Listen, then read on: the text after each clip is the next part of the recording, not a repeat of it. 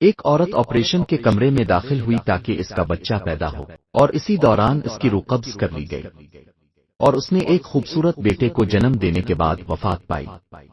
شوہر اپنی بیوی کے بچھڑنے سے بہت غمگین ہوا، اور اس نے بیٹے کو اپنی سالی کے حوالے کر دیا کیونکہ وہ خود مصروف تھا۔ 7 ماہ بعد اس آدمی نے دوسری شادی کر لی، اور اس نئی بیوی سے اس کے ایک بیٹا اور ایک بیٹی پیدا ہوئے۔ 3 سال گزرنے کے بعد اس آدمی نے اپنے بیٹے کو خالہ کے گھر سے واپس لے آیا تاکہ وہ اس کے ساتھ رہے۔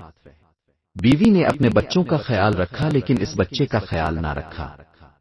اس نے اس کے ساتھ سختی برتی اور اس کو معاف نہ کیا۔ اکثر اوقات اس کو اکیلا کھانا دیا جاتا۔ ایک دن اس عورت نے اپنے خاندان کو رات کے کھانے پر مدعو کیا۔ بچہ کھانے کی میز کے پاس آیا اور وہاں موجود کھانے اور مٹھائیوں کو دیکھ کر اس نے کچھ لینے کے لیے ہاتھ بڑھایا۔ عورت نے اس کو دیکھ لیا اور سختی سے ڈانٹا۔ پھر اس نے اسے چاولوں کی پلیٹ دی اور بالکونی میں بٹھا دیا اور کہا یہاں بیٹھو جب تک مہمان چلے نہ جائیں اور اپنی جگہ سے مت نکلنا۔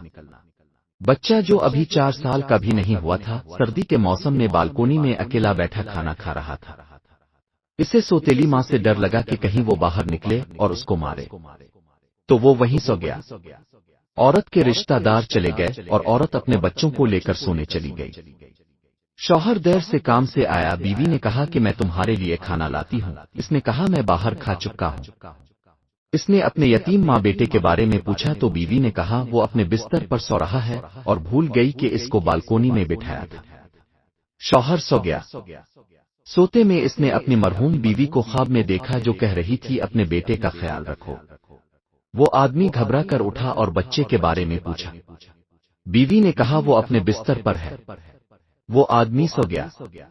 پھر سے اس نے اپنی مرحوم بیوی کو خواب میں دیکھا جو کہہ رہی تھی اپنے بیٹے کا خیال رکھو۔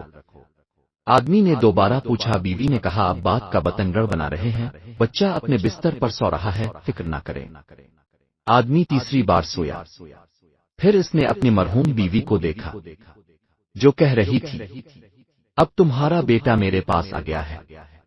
آدمی گھبرا کر اٹھا اور بستر میں بچے کو دیکھا، وہاں نہیں ملا۔ پھر اس نے گھر کے ہر کونے میں اس کو تلاش کیا لیکن کہیں نہیں ملا۔